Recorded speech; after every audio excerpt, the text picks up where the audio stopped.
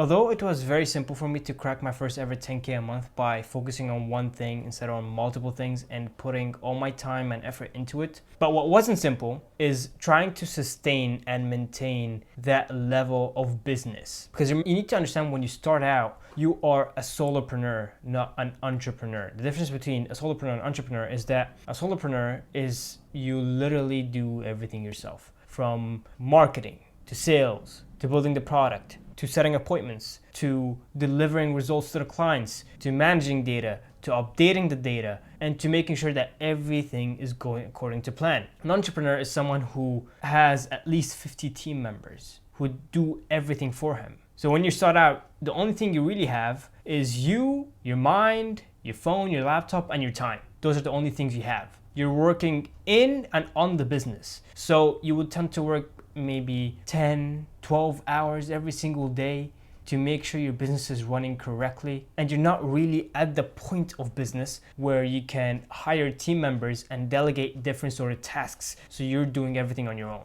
So when is it that you should begin to hire talent in your business? Well, when you get to 30K a month. 30 to 40K a month is when you should actually begin to bring on team members, because here's the thing, you're not allowed to hire too early, okay? And let me tell you a story. When I began to work as an appointment setter for an online coach, I didn't know that her offer wasn't scaling. I didn't know her offer was even selling. So what she was doing, she was working with a coach. He was teaching her all about the client acquisition systems to bring on new clients into her business. And the problem is, he brought me in as an appointment setter. And here's the thing, I didn't know that her business was basically just brand new. No one knows about it. No one is buying. The offer is not optimized. And my job was to set appointments. She didn't even make 5K a month from her business. And what that led to is that she always had that sense of stress and pressure that she wanted to make me feel satisfied just so I don't leave.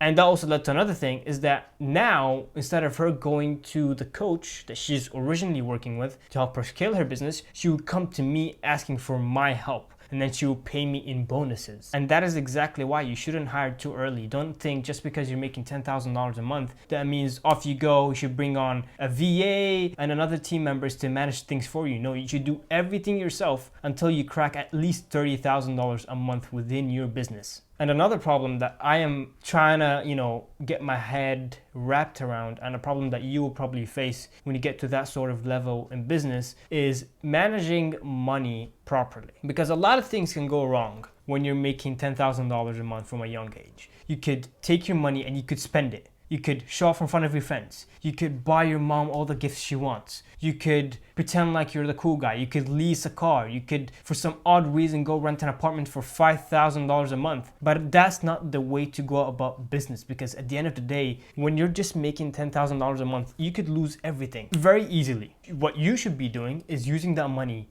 to scale. Using that money to bring on different clients into your business. So let's say you're making $1,000 a month from your business. Take 600 and invest it into ads. Bring on new clients until you're at the level of business where you can bring on different team members to manage things for you. Because when you bring on team members at, let's say, $30,000 a month to manage things for you, now you have time to actually be working on the business instead of working in the business. And when you're working on the business, you basically handing off other problems to team members, so they will make you more money, and then you can take the extra money and buy whatever you want to buy. And you may fear losing all of it when you're at $10,000 a month. Now here's the thing. You shouldn't be attached to making sure your business survives. Why? Because here's the thing. You tend to become what you fear the most. The worst things that you wish it wouldn't happen, it probably will happen.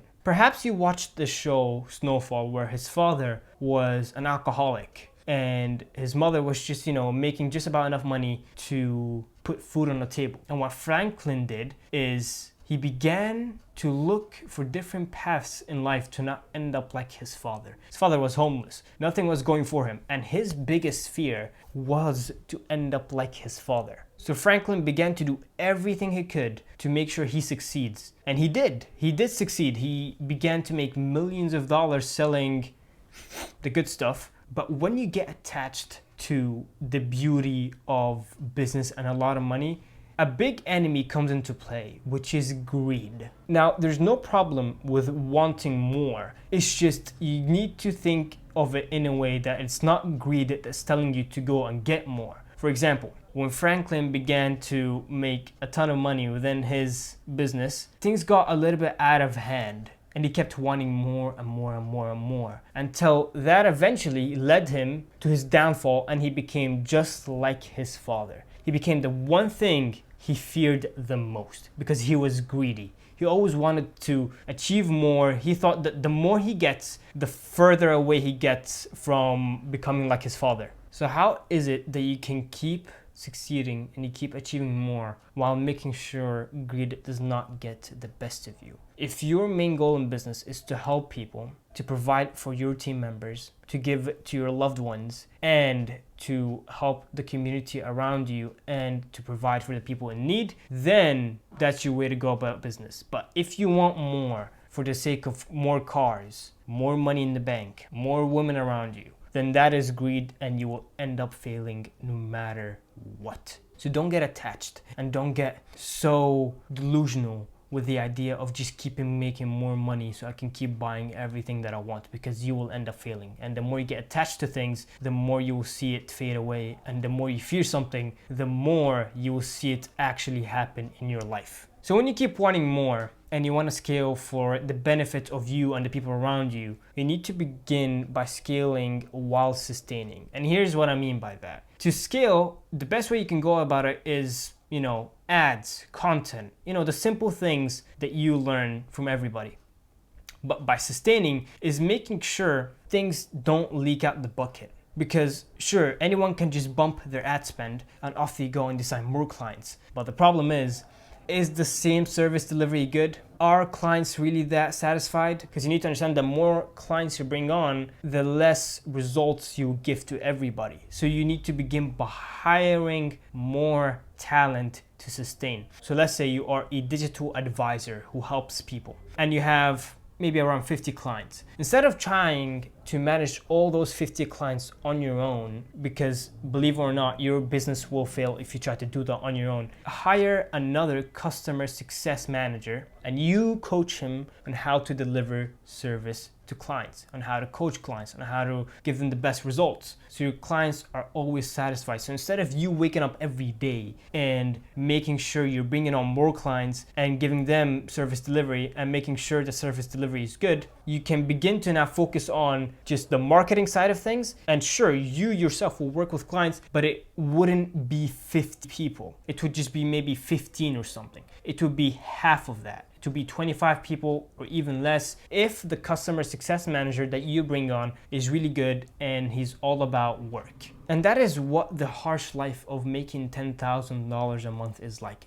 Everything is on you. If you mess up, you could lose anything. So you get attached. So you begin to try and look for different results to maintain, but you just keep letting everything down. Everything is going to crap because you are just too attached and you're so in love with the business that you're building. Sure, be in love with the business, but don't think that it will be the end of your life if that business ends, because if you did it once, you could do it twice. So instead, think of it strategically. Don't hire too early. Don't get attached. Don't get greedy. When you hire talent, make sure you're making just about enough money in your business, so $30,000 to $40,000 a month before you bring on your clients. And when you get to, let's say, 50 and 70,000, sure, you can bring on a client success manager to help you with service delivery. So you can focus more on marketing. So you can focus on the different things in business that actually matter to you. So instead of you doing the boring work, someone else is doing the boring work on your behalf, and you're scaling consistently while sustaining the level of business and making sure you level up